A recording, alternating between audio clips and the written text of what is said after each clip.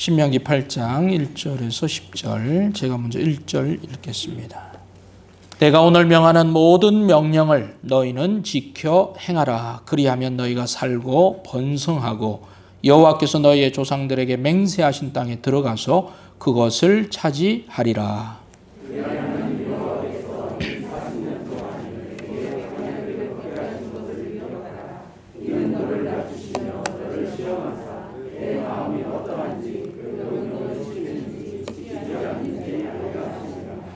너를 낮추시며 너를 줄이게 하시며 또 너도 알지 못하며 내 조상들도 알지 못하던 만나를 내게 먹이신 것은 사람이 떡으로만 사는 것이 아니요 여호와 입에서 나오는 모든 말씀으로 사는 줄을 내가 알게 하려 하심이니라.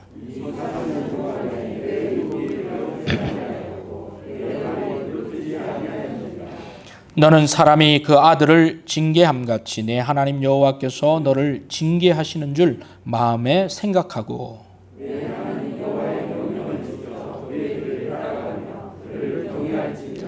내 하나님 여호와께서 너를 아름다운 땅에 이르게 하시나니 그곳은 골짜기든지 산지든지 시내와 분천과 샘이 흐르고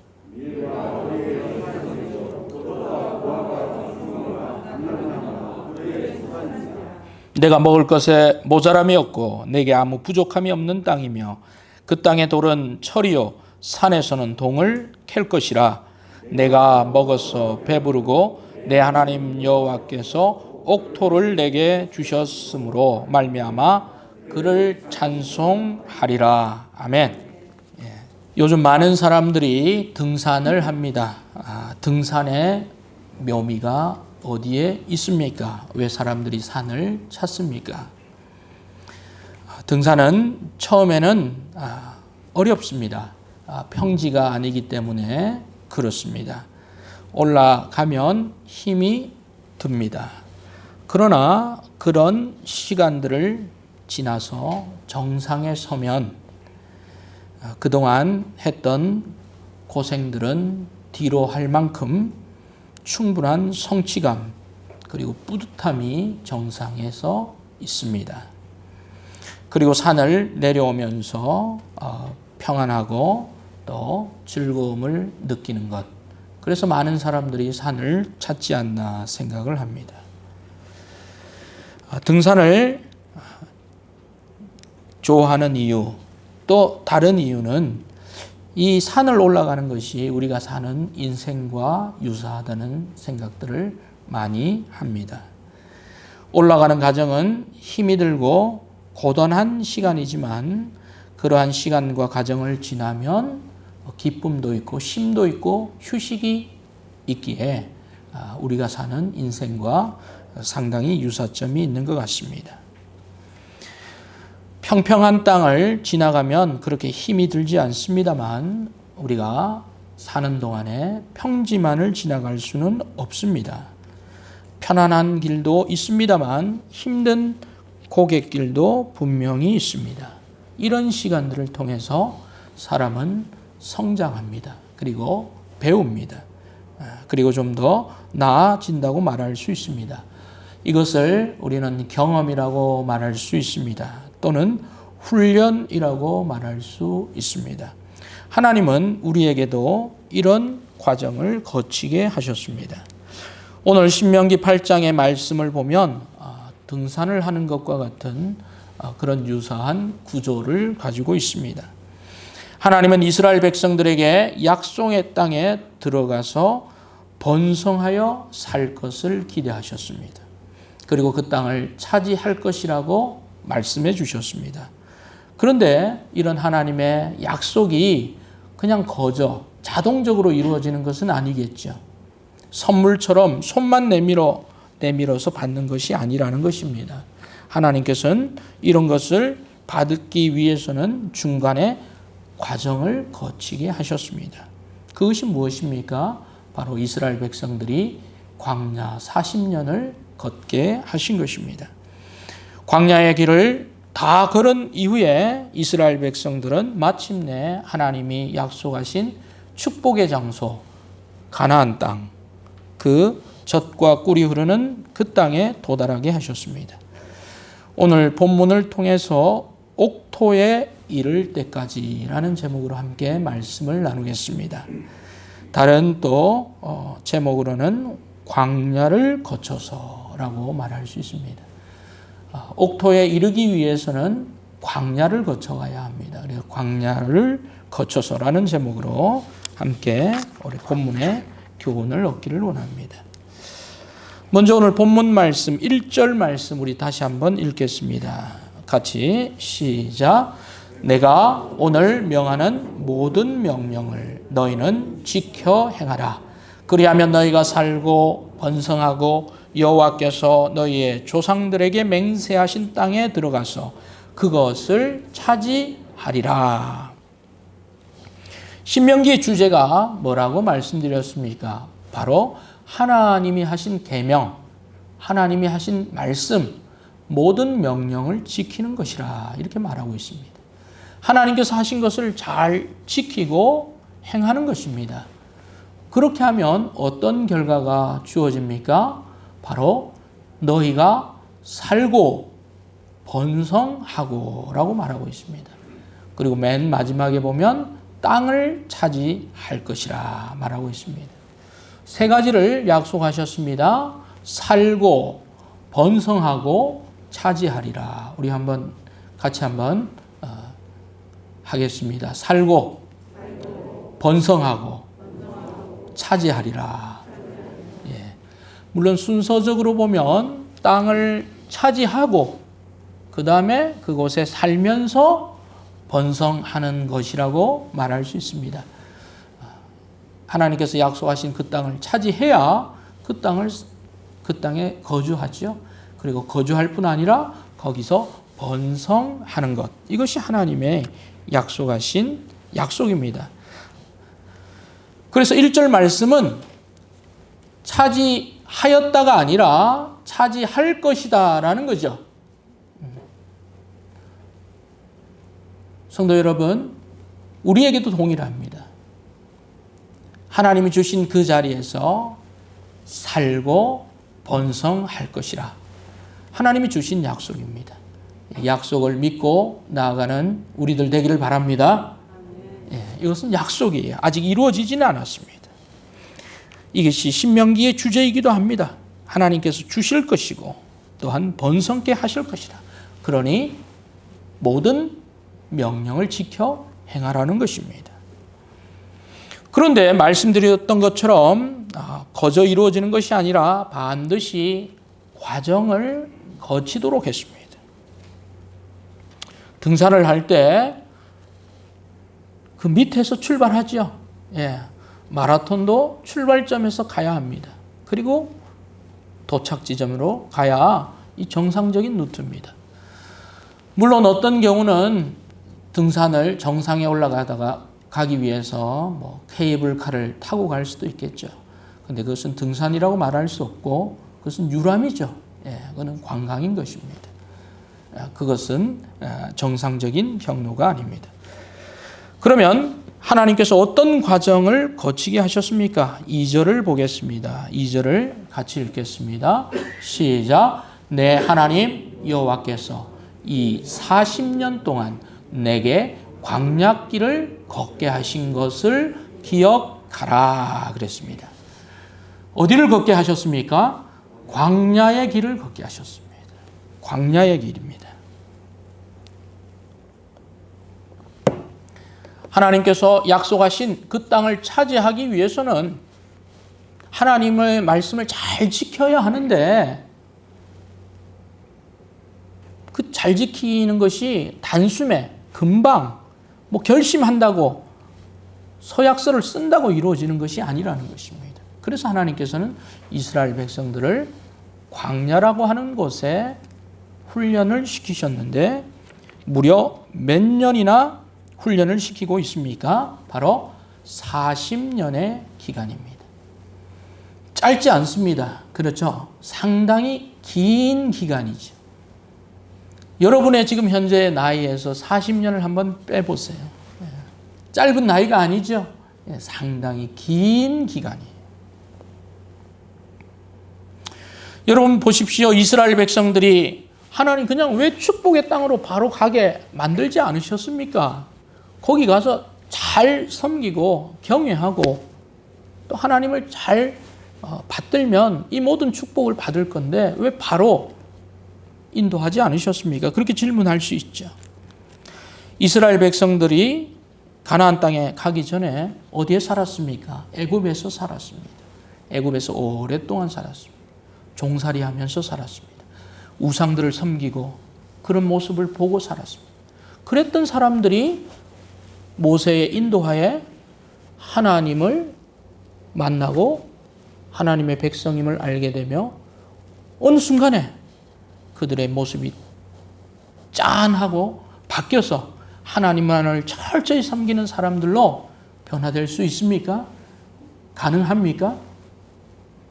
가능하지 않죠. 사람은 금방 그렇게 바뀌지 않는 것입니다. 우리 자신도 그렇지 않습니까? 우리 자신이 우리가 하고 싶은 대로 내가 원하는 대로 살았습니다. 그러다 어느 인생의 시점에서 일찍 예수님을 만난 사람들도 있습니다. 또 어떤 사람은 청년의 때에 만난 사람도 있어요. 또 어떤 사람은 장년이 되어서 또 주님을 만나기도 합니다. 그런데 그렇게 예수님을 만났다고 해서 그 사람이 금방 거룩한 사람으로 변합니까? 그런 사람 보신 적이 있습니까? 별로 없습니다. 물론 어떤 사람들은 참 갑작스럽게 아주 드라마틱하게 인생 가운데 예수님을 만난 사람들도 있습니다. 그렇게 고백하기도 합니다. 그런데 그런 사람들도 시간을 두고 지켜봐야 합니다. 사람마다 걸리는 기간은 좀 다를 수 있습니다. 그런데 하나님께서 이스라엘 백성들을 보니까 진단한 기간은 얼마입니까? 몇 년입니까? 대략 몇 년 정도요? 40년 정도. 어떻게 보면 이 왜 40년일까 생각을 해봅니다. 사람이 철이 드는 기간이 대략 40년 정도 되기 때문이 아닐까 그런 생각도 해봅니다. 10년, 긴 시간이라 할 수 있지만 이 자신대로 살다가 하나님의 뜻대로 사는데 걸리는 10년은 짧은 것입니다. 그래서 한 40년 정도 그렇게 하나님께서 다루지 않으셨나 그런 생각을 해봅니다. 물론 더 일찍 5년 만에 철이 들고 10년 만에 철이 들고 하나님을 만나서 더 빨리 거룩해지고 또 많은 열매를 맺으면 더할 나위가 없습니다만 그렇게 잘 되어지는 것은 아닌 것 같습니다. 어떻게 보면 40년도 짧다고 하면 짤 수 있습니다. 어떻게 보면 평생이라고 할 수 있습니다. 평생 우리는 그런 훈련을 거쳐 가면서도 하나님을 한 분을 이렇게 사랑하고 경외하는 것이 이 몸에 잘 배어지지 않을 수 있다는 것입니다. 그만큼 쉽지 않은 것입니다. 이스라엘 백성이 40년 광야를 걸었습니다. 그것은 훈련의 기간입니다. 그리고 자신을 하나님을 만나는 시간이기도 했고 하나님을 인식하는 시간이 되기도 했습니다. 하나님은 과연 어떤 분이신가? 나는 어떤 사람인가? 나에게 부족한 것은 무엇이고 하나님을 어떻게 경외하는 것인가를 배우는 그런 시간이 광야 40년의 기간이 아니었나 생각이 듭니다. 이러한 광야길을 통해서 하나님은 이스라엘 백성들에게 그리고 또 오늘 우리에게 어떤 점을 놓치지 말고 반드시 배울 것을 알려주셨습니까? 무엇입니까? 이스라엘 백성들이 그 40년 동안에 들어야 할, 배워야 할 교훈이 무엇입니까? 하나님은 오늘 본문에서 한 3가지 정도를 말씀하고 있습니다. 먼저 2절 말씀을 우리 다시 한번 읽겠습니다. 2절 말씀 같이 읽겠습니다. 시작. 내 하나님 여호와께서 이 40년 동안 내게 광야길을 걷게 하신 것을 기억하라. 이는 너를 낮추시며 너를 시험하사 내 마음이 어떠한지 그 명령을 지키는지 지키지 않는지 알려 하심이라 그랬습니다. 첫 번째 하나님께서 이스라엘 백성들이 배우길 원하는 교훈은 무엇입니까? 너를 낮추시며 그렇게 말씀하셨습니다. 하나님은 이스라엘 백성들에게 낮춤, 낮아짐을 알게 하신 것입니다. 3절에도 보면 이렇게 시작하고 있습니다. 너를 어떻게 하셨다고요? 낮추시며 낮추시다 그랬습니다.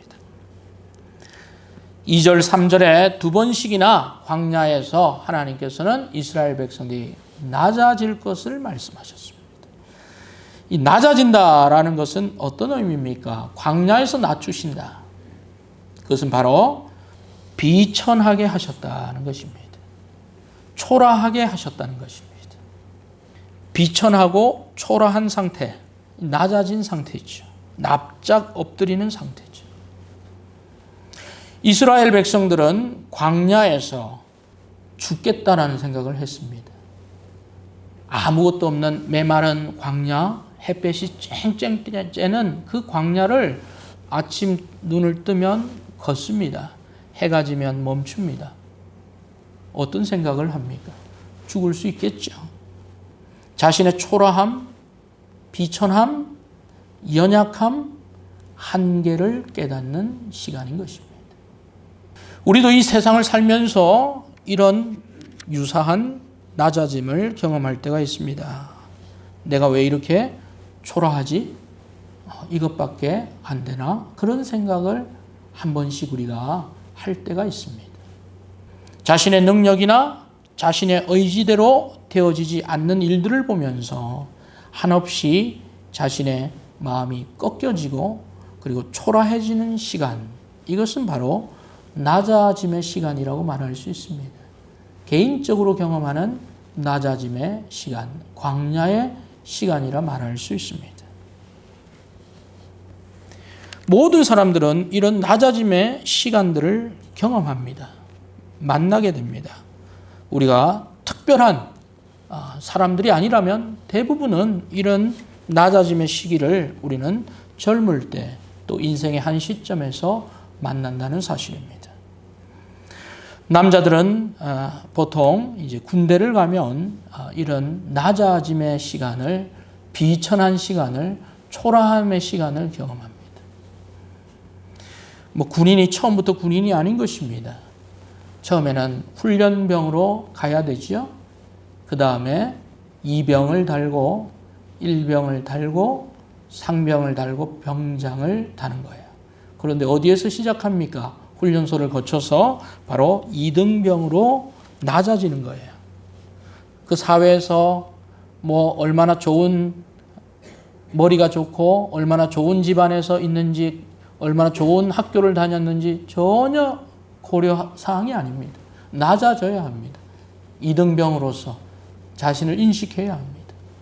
저 같은 경우에도 생각해 보면 논산에서 훈련을 받고 저기 은평구 수색이라고 하는 곳으로 가서 이제 군대 생활을 첫 시작을 했는데 내무반에 딱 들어가니까 아무것도 안 시키더라고요. 저녁 점호 시간이 됐는데 이 고참들은 걸레를 들고 밀대를 막 닦고 그리고 자기 관물대를 막 정리하고 다 역할이 있어요. 근데 이등병에는 시킵니까? 안 시킵니까? 안 시켜요. 어떻게 하게 합니까?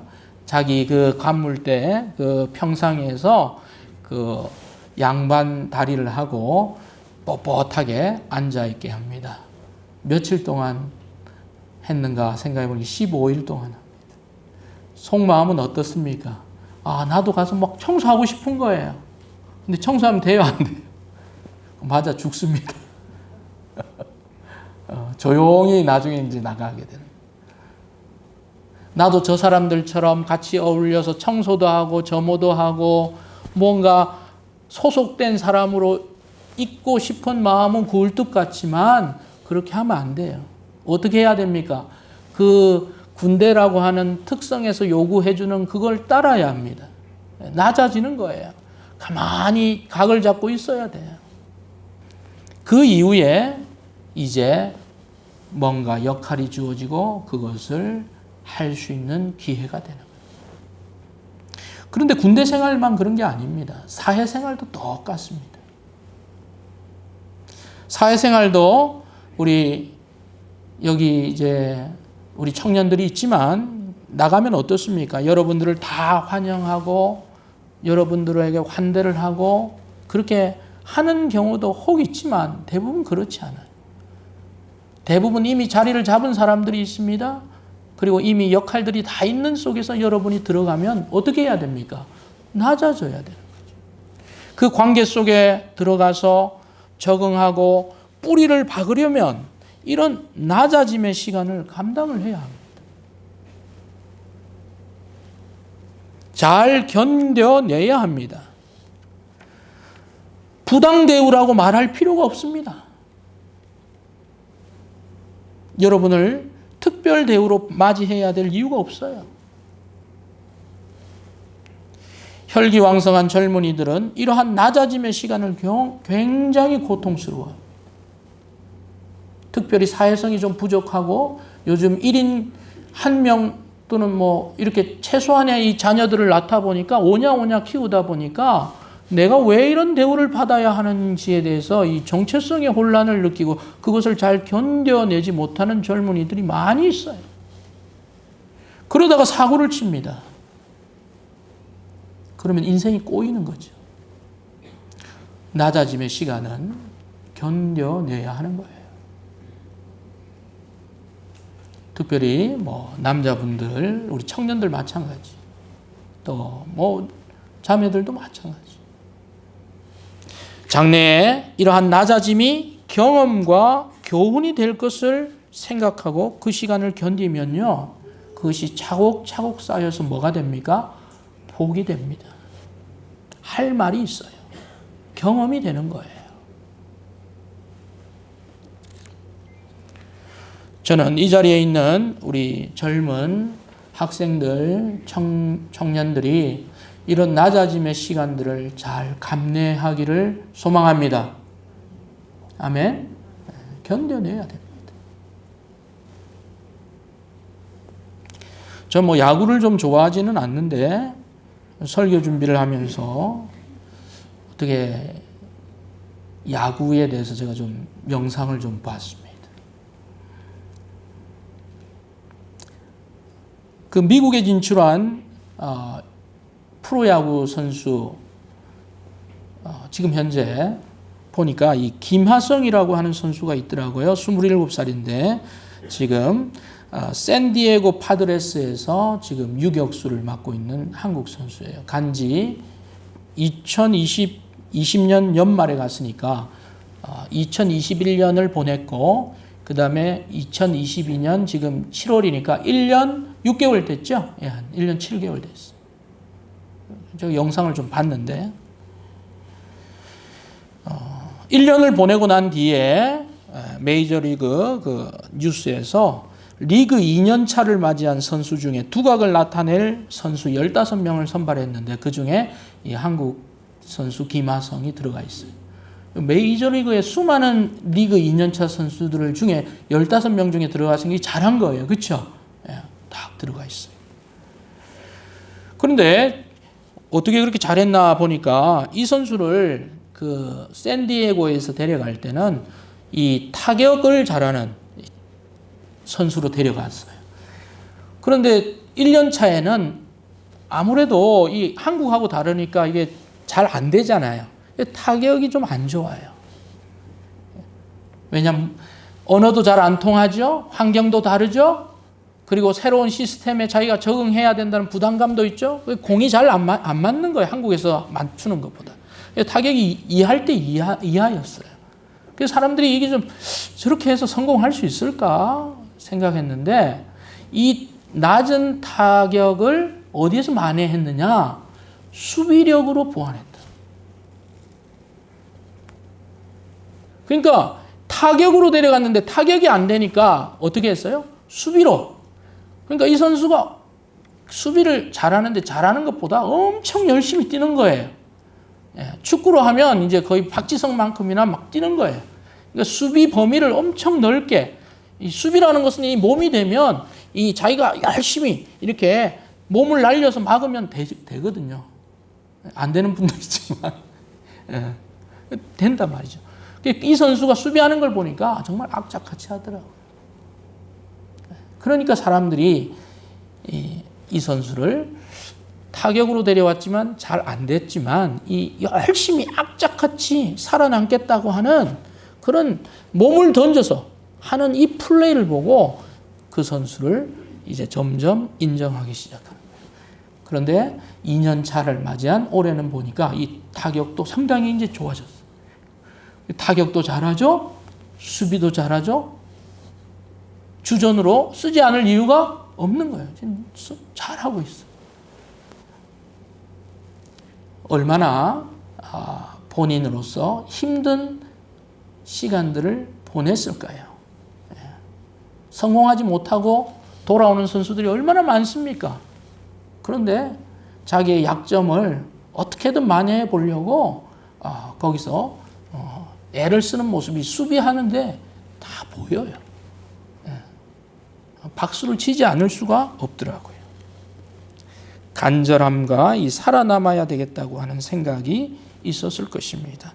아마 그는 그 어떤 때보다 야구를 하면서 가장 낮아진, 초라해진 자신을 보았을 겁니다. 그러면서 더 거기서 자신을 훈련하는 시간이 되지 않았나 생각이 듭니다. 성도 여러분, 이스라엘 백성들에게 광야는 그런 낮아짐의 시간이었습니다. 우리에게도 또 그런 낮아짐의 시간이 있습니다. 이러한 낮아짐의 시간은 2절에 보면 어떤 시간이라고 말하고 있습니까? 이는 너를 낮추시며 너를 뭐 한다고요? 시험하사. 그랬어요. 마음을 시험하는 기간이에요.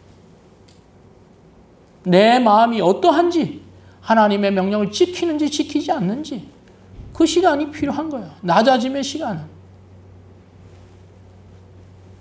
자신을 시험하는 시간입니다. 그래서 이 낮아짐의 시간은 그 면만 보면 고통스러운 시간이지만 꼭 필요한 시간이다. 유익한 시간이다. 피하지 말아야 될 시간이다. 그것을 막 벗어내야 할 그런 시간이 아니고 수용하고 거기서 자신을 단련시켜야 할 시간이 되는 것입니다. 그 시간을 통해서 자신의 약함을 봅니다. 자신의 부족함을 봅니다. 그러면서 누구를 찾습니까? 하나님을 찾게 되는 것입니다. 사람은 가장 낮아질 때 가장 겸손해집니다. 가장 겸손하고 자기가 어떤 상황을 바꿀 수 없을 때라야 누구를 찾습니까? 하나님을 찾더라. 그래서 그 시간은 오히려 하나님을 만나는 시간이에요. 그런 의미로 이스라엘 백성들에게 낮아짐의 시간은 유익한 시간이에요. 그리고 오늘 또 우리에게도 그런 낮아짐의 시간을 경험하고 있다면 유익한 시간입니다. 두 번째로 하나님은 광야를 통해서 이스라엘 백성에게 또 어떤 시간을 주셨습니까? 바로 배고픔의 시간을 주셨습니다. 3절 말씀 보겠습니다.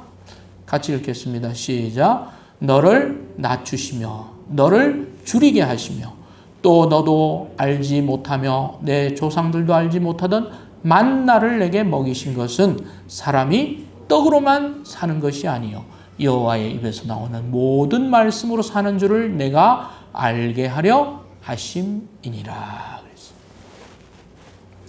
두 번째 어떤 시간이었다고요? 배고픔의 시간이에요. 줄임의 시간.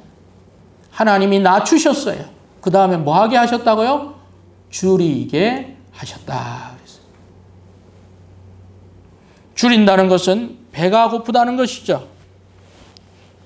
자신의 부족함을 느끼게 하신다는 것입니다.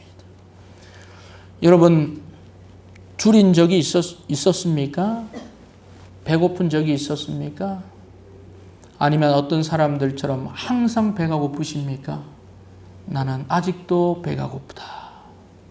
언제나 배가 고프다. 일시적인 배고픔을 말하지 않습니다. 메마른 광야를 지나면서 이스라엘 백성들은 이제 반복적이고 지속적인 배고픔의 경험 속으로 들어가야 합니다. 각오를 해야 되는 거예요. 아니면 아예 따라 나서질 말든지. 배고픈 경험. 여러분, 이런 말 다 들어보셨을 거예요. 눈물에 젖은 빵을 먹어보지 않은 자와 인생을 논하지 말라. 들어보셨습니까? 예. 눈물에 젖은 빵. 여러분, 눈물 젖은 빵을 먹어보신 적이 있습니까? 누가 한 말인지 찾아보니까 저도 배우게 됐습니다. 이 말은 누가 했냐면 독일의 정치가, 문학가, 사상가인 괴테가 이 말을 했어요. 자신이 쓴 소설에, 물론 원문에는 그런 사람과는 인생을 논하지 말라는 원문이 없습니다. 괴테는 그렇게 말하지는 않았어요. 원문에는 눈물에 젖은 빵을 먹어보지 않은 사람은, 슬픔의 밤을 단 한 번이라도 잠자리에서 울며 지새워 본 적이 없는 사람은 당신을 알 수 없습니다. 이렇게 썼어요. 여기서 당신은 누구일까요? 하나님입니다. 눈물 젖은 빵을 먹어보지 않은 사람, 그리고 고뇌의 밤을 보내지 않은 사람은 누구를 알 수 없다고요? 하나님을 알 수 없다. 맞는 말이죠. 눈물 젖은 빵은 고난과 고생을 의미합니다. 슬픔의 밤은 고통의 밤을 의미합니다. 꼭 이런 시간을 보내야 합니까? 눈물 젖은 빵을 먹어야 하고 고통의 밤을 보내야 합니까? 안 보낼 수 있으면 안 하는 것이 또 좋습니다. 그러나 해보는 것이 유익합니다.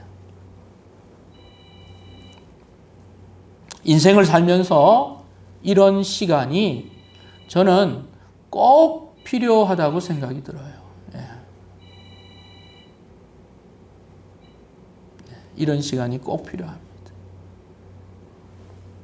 뭐 안 할 수 있으면, 피할 수 있으면 피하는 것도 좋죠. 모든 것이 부족함의 의미를 모르는 세대들이 있습니다.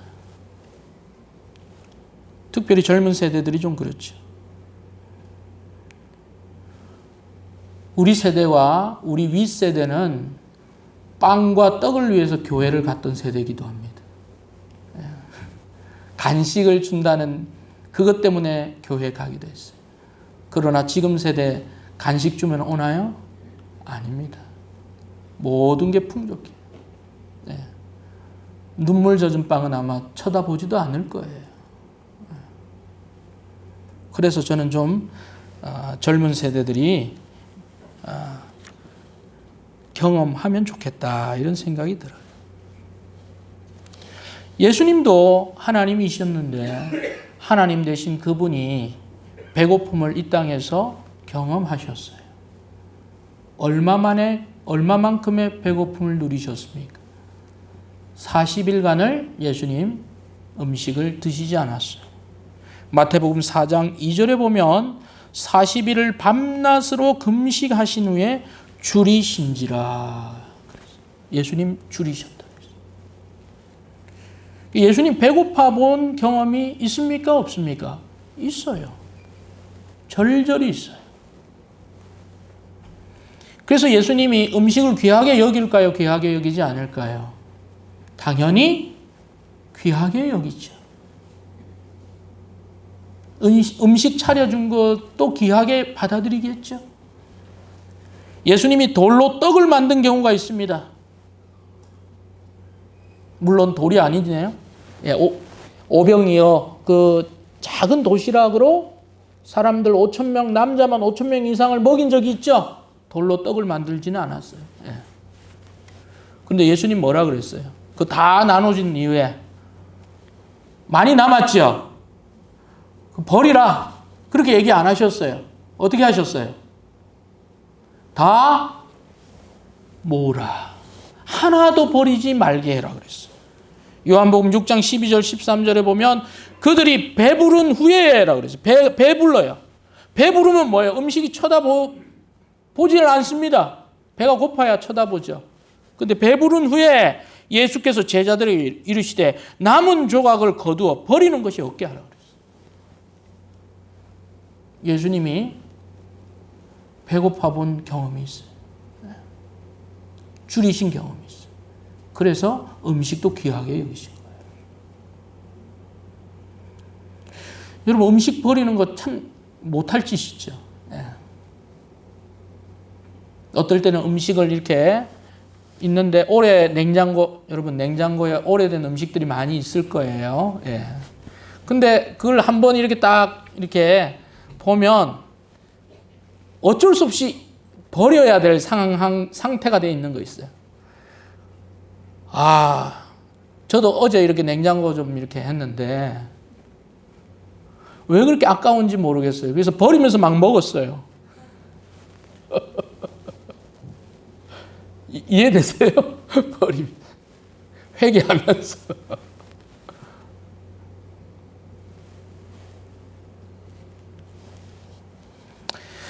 그러나 하나님의 목적은 이스라엘 백성들에게 이런 배고픔을 안겨주는 그것이 목적이 아니셨어요.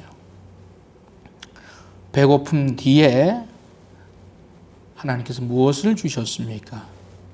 여기 3절에 보면 줄이게 하신 뒤에 뭘 주셨어요? 조상들도 알지 못하고 자신도 알지 못하는 무엇을 주셨습니까? 만나를 주셨어요. 배고픔 뒤에 만나가 오는 거예요. 그래야 음식 귀한 줄 알고 하나님 귀한 줄 알고 하나님이 주신 것을 감사할 줄 알겠죠. 만나는 이스라엘 백성들이 광야를 시작하면서 하나님께서 주신 한정적인 특별한 음식이에요. 매일 내렸습니다. 아침에 한 사람이 2.26리터를 거두게 하셨어요. 그 콜라 큰 거 있죠? 2리터짜리 그거보다 조금 더 많게끔 거두게 하셨어요.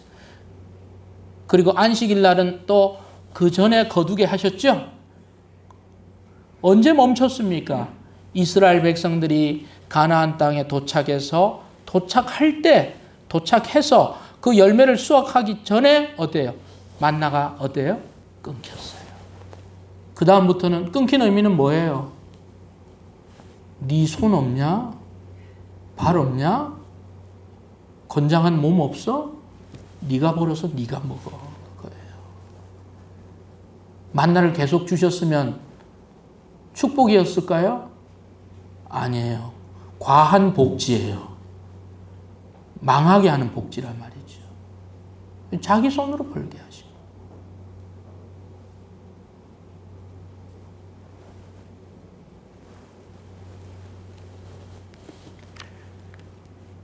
이스라엘 백성들의 그 배고픔을 하나님께서 만나로 채우시면서 만나를 주시면서 하나님이 주신 의미가 뭐예요?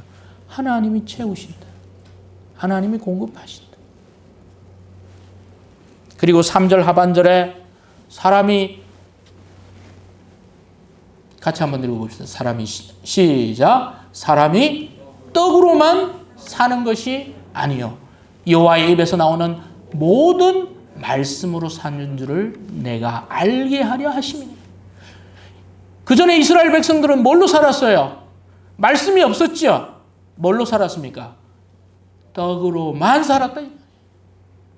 떡으로만 사는 사람. 어떤 사람이에요? 동물이잖아요. 동물은 음식만을 위해 살아요. 음식이 있으면 먹고 자요. 다른 거 안 합니다. 배고프면 또 먹어요. 그것이 동물이에요. 그러나 하나님의 형상을 지음받은 사람은 어떻게 삽니까? 그것만 아니에요. 하나님의 입에서 나오는 뭘로 삽니까? 말씀으로 사는 줄 믿습니다. 아멘? 믿으십니까? 하나님께서 말씀으로만 살으라고 말씀하지는 않았어요. 여러분 잘 보세요. 그렇죠? 요즘 말씀으로만 너무 거룩하게 살면 죽어요. 죽습니다. 영양실조 걸려서 죽어요. 하나님 떡으로만이라고 그래서 떡도 먹고, 그러나 그것만 아니라 뭐예요? 말씀. 떡도 필요해요. 그러나 말씀도 필요합니다. 아멘? 같이 균형적인. 그러나 문제는 뭐예요? 말씀 취향이 아니라 사람들이 대부분 어디에 관심이 있어요? 떡 취향이라는 게 문제예요. 경제 위주로 가는 것만. 복지, 돈. 그거 아니라는 거예요. 말씀으로도 같이 가야 되는 거예요. 여기 있는 우리 모든 성도님들은 떡만이 아니라 하나님이 떡도 주시고 말씀도 같이 귀하게 여기시는 성도님들 되기를 바랍니다. 젊은이들은 떡만 바라보고 가서 안 돼요. 돈만 바라보고 가면 안 돼요. 영적인 유익함, 우선순위 같이 가야 되는 거예요. 그렇게 살도록 하나님께서 굶어 죽이시지 않습니다. 먹을도록 만나를 주셔요. 공급하시는 거예요. 그걸 배우게 하신 거예요. 그것이 배고픔에 시간이 주는 유익이에요. 세 번째는 무엇입니까? 바로 징계를 받게 하셨다는 거예요. 5절입니다. 5절 말씀 같이 보겠습니다. 시작. 너는 그 사람이 그 아들을 징계함 같이 내 하나님 여호와께서 너를 징계하시는 줄 마음에 생각하고 그랬습니다. 징계는 무엇입니까? 고통이죠. 어려움이죠. 고난을 의미합니다. 하나님께서 주신 어떤 징벌이라고 생각할 수 있습니다. 그런데 오해하시면 안 됩니다. 그런 징계가 있을 때 하나님 나를 버리셨구나. 나를 사랑하지 않는구나. 오해하면 안 돼요. 오해하지 말라고 하나님께서 5절에 뭐라고 말씀하셨어요? 사람이 그 아들을 징계함 같이. 어떤 사람이 자신의 자녀를 징계해요. 징계가 목적이 아니죠. 더 나은 깨우침을 주는 게 목적이에요. 그런 것처럼 하나님도 우리를 그렇게 징계하신다. 여러분 믿으십니까? 잠언 3장 12절에 보면 여호와께서 그 사랑하는 자를 징계하기를 마치 아비가 그 기뻐하는 아들을 징계함같이 하시느니라 그랬어요. 징계가 없으면 히브리서 12장 7절 12절에 보면 너는 사생하여 친아들이 아니라 그랬어요. 여러분 자기 아들, 자기 딸 아닌데 여러분 목에 핏대를 올리면서 이야기할 수 있어요? 그렇게 할 필요가 없지요.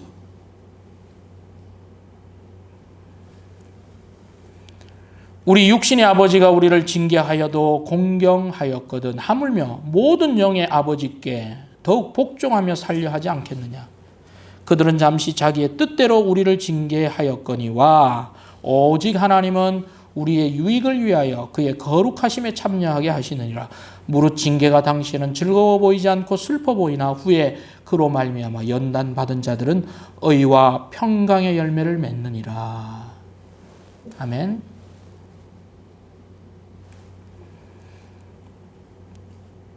여러분, 하나님께서 우리를 한시적으로 징계라고 하는 그런 기간을 줄 때 있습니다. 하나님의 축복임을 기억합시다. 사랑하시기 때문에. 그리고 그러한 징계를 받으면 6절에 어떻게 됩니까? 같이 읽읍시다. 시작. 내 하나님 여호와의 명령을 지켜 그의 길을 따라가며 그를 경외할지니라. 징계받으면 알아요. 자기가 아프거든요.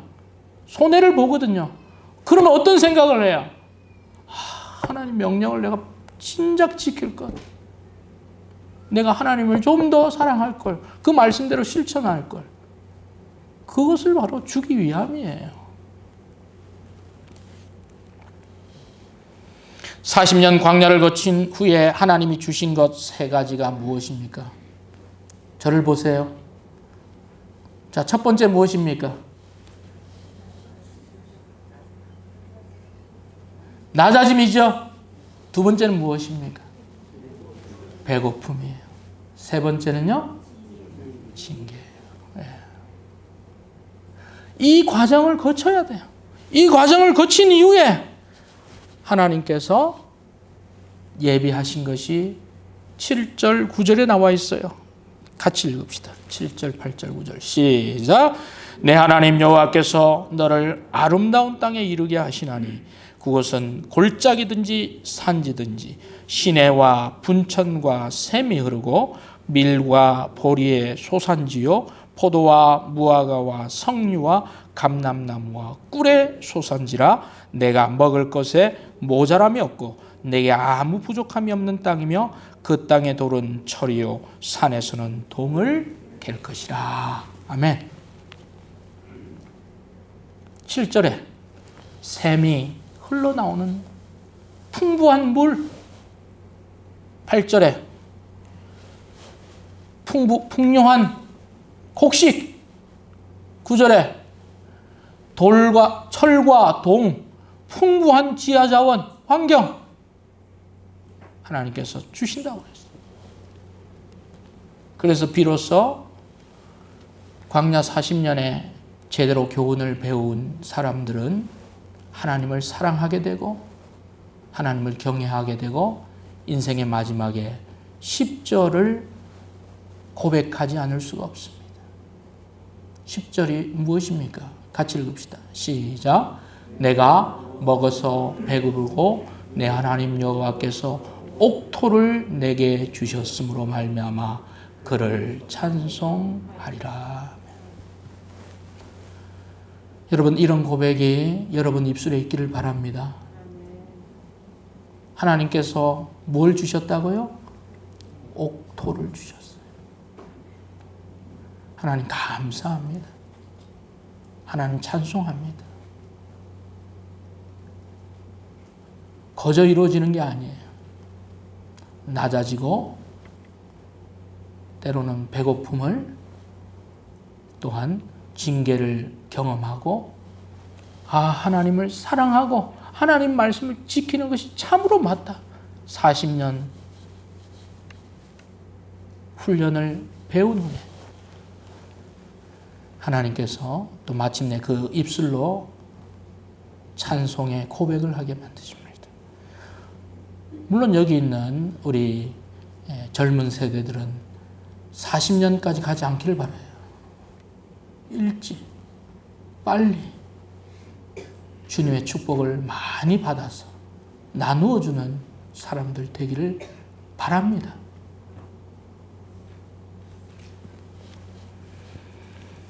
말씀 마무리하겠습니다. 광야의 길을 건너가는 분들이 있습니까? 하나님이 예비하신 풍요로움을 바라보시길 바랍니다. 그리고 광야를 지나가서 마침내 옥토에서 하나님께서 여러분의 주실 축복을 경험하시고 여러분의 인생의 어느 시점에서 하나님을 찬송한다고 고백하는 모든 입술 되기를 소망합니다. 기도하겠습니다.